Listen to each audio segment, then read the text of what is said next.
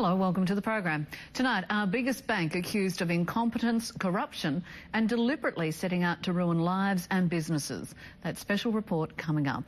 Also tonight, they asked him to pay his rent and in return he trashed their house, causing $50,000 in damage. And the top moments in Australian television history that help define who we are. But first tonight, banking bastardry. How our biggest bank is being blamed for the downfall of some of its former well-to-do customers and their once thriving businesses and livelihoods. The National Bank has been accused in Parliament of corrupt and deceitful conduct, and now there are calls for a major inquiry into banking practices. Frank Pangullo investigated some of the claims and they are indeed disturbing. I have no doubt you'd be amazed at the shoddy practices that have been taking place. I think it'd make the best film script you've ever put together. To get what you want, you need some words of experience, which is where we come in. But it's no script, it's no story, it's happened, and it's bloody tragic. So what is it you want? Sorry. Oh, that's okay. No. I just want them to give back what's rightfully ours. I get emotional over it, because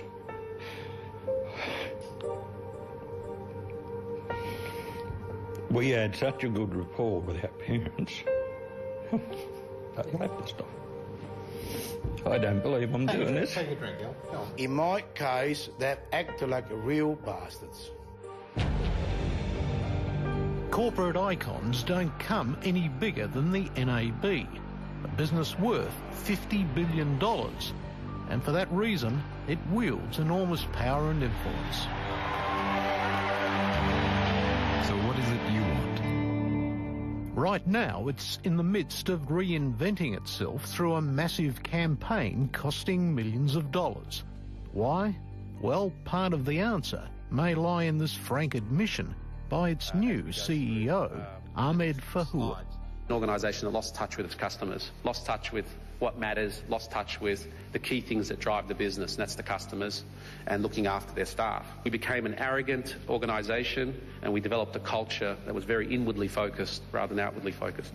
However, apart from talking the talk while polishing its image, it seems the NAB isn't doing much else to atone for its terrible sins of the past, which wrecked the lives of ordinary, hard-working Australians who had put their trust and life savings in them.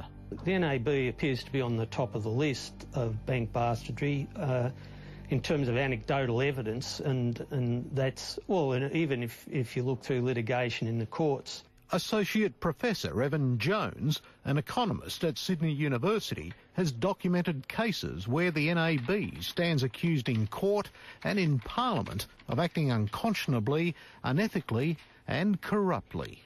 One of the worst cases I've ever seen was in a farming couple in Queensland who were defrauded by a branch manager.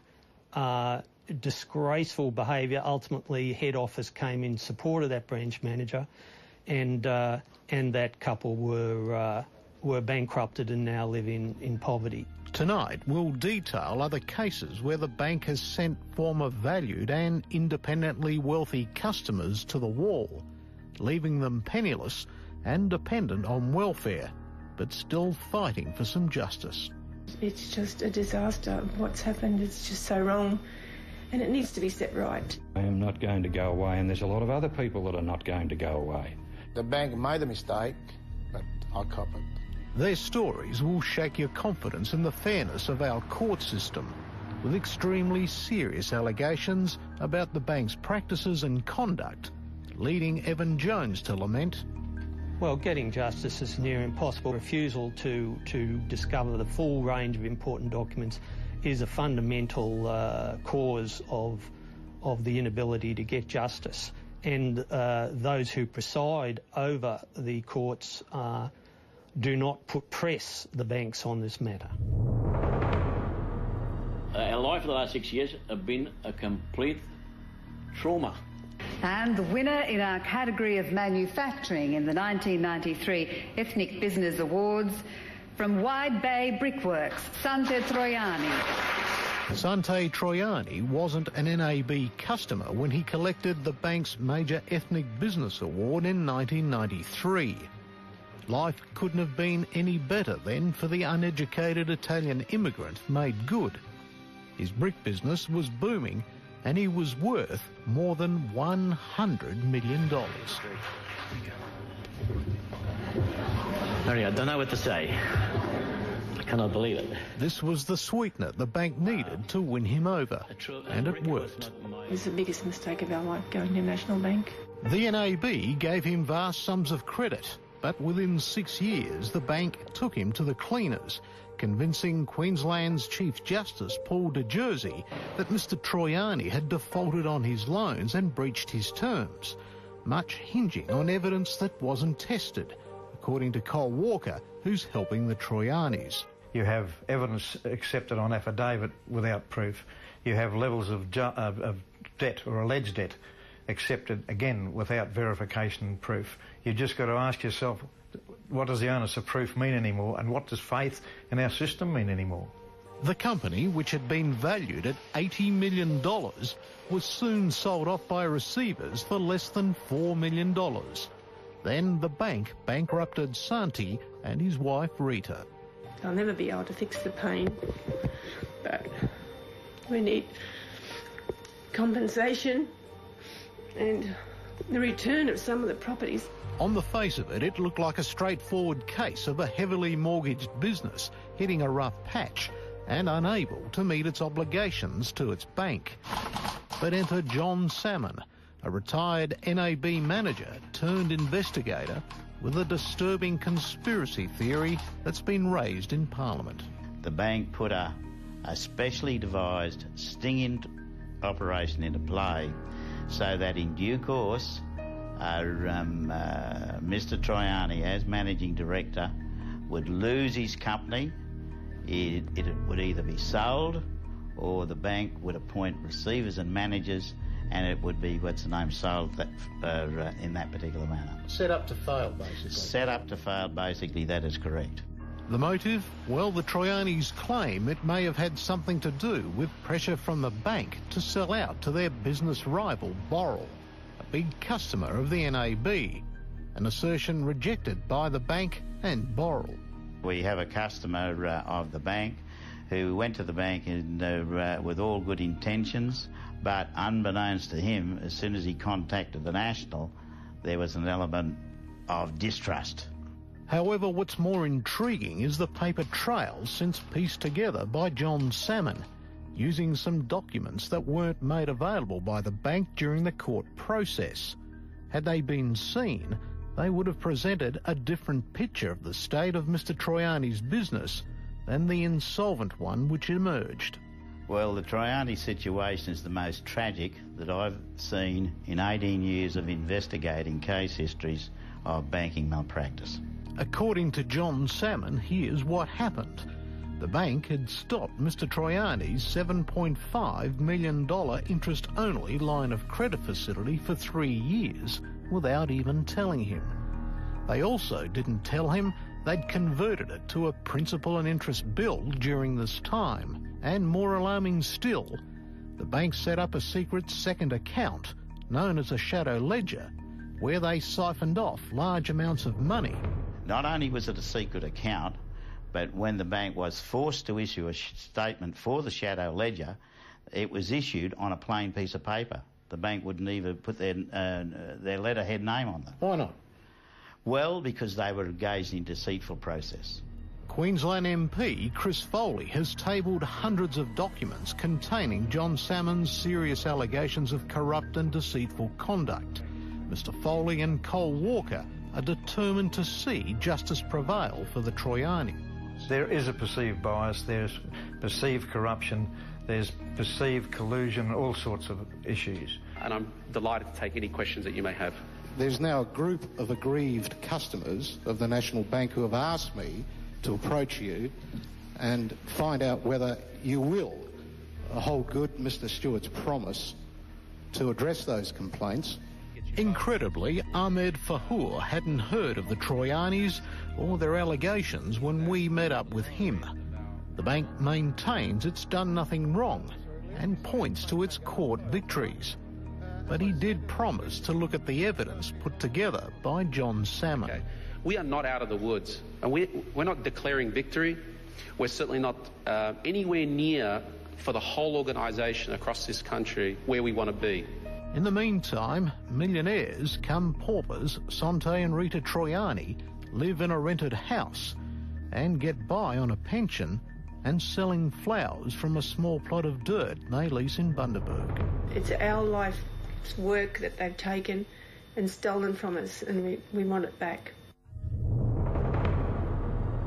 I will keep fighting the bank because I believe myself that justice has not been done. Alex Zollo was once the biggest builder in Port Lincoln and worth $15 million. Today he's bankrupt, the legacy of a legal dispute with the NAB over a personal injury insurance policy. The policy that was to cover me for sickness, accident and death, to repay any loan owed to National Australia Bank on a monthly basis. Alex says while he never actually cited the policy, his branch manager had assured him all was in place. The bank manager told him at the time that the policy would have been kept in my security file at the bank. No copy of policies You never saw of any anything. such. You never saw anything? Nothing. And what? You just trusted the bank? Yes, I did trust the bank. For 5 years he paid his premiums.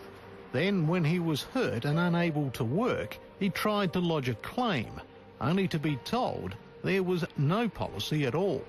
I said, I can't believe that. Unable to meet his commitments, the bank went after Alex's assets. It wound up in court where Judge Bolland found the bank had been negligent and had misrepresented themselves. Round 1 to Alex Zollo. They're making it impossible. You can't even get your paperwork. Even though it failed to produce any policy, the bank won an appeal, the full court agreeing with the bank's version that if there was any insurance, it could only have been for a total disability. And while Mr. Zollo wasn't hurt, he wasn't permanently disabled. The bank then bankrupted him. I can't believe that I lost everything because they're incompetent and they make mistake. 10 years on, Alex isn't giving up. He's still unable to work and is angry, especially after receiving bank statements that were not revealed at the time, showing they did take his money, albeit for an unspecified insurance policy. And this confusing letter from the bank's solicitors to his trustee, in which the bank still maintains there was no policy in existence. They took my money for an insurance policy. Then they told the court there's no insurance policy, therefore it's fraud.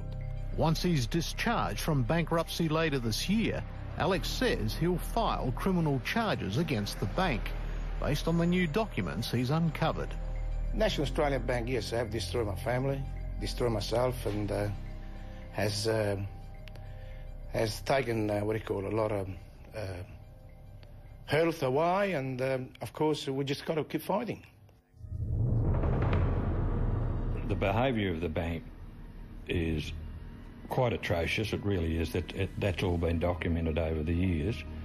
Alan McMinn and his wife Wilma blame the NAB for losing this childcare centre and everything else they owned, an experience that's still painful 6 years on. No, I get teary.